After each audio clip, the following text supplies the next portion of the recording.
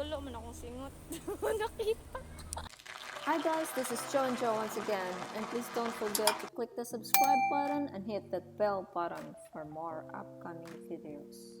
So today, we're having the unboxing of the latest from Under Armour. It's the sports mask.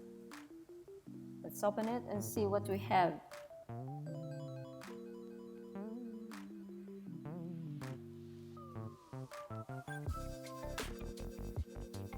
So it comes with a soft, comfy, tiny pouch to store your mask, and the mask itself.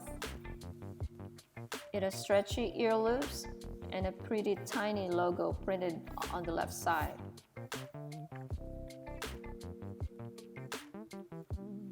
The mask comes with a spacer fabric for better airflow and open cell foam for a breathable middle layer.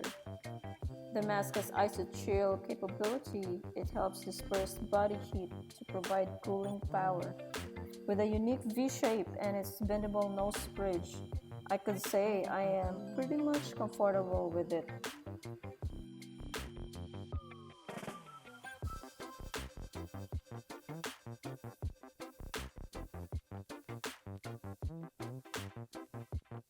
Thank you for watching.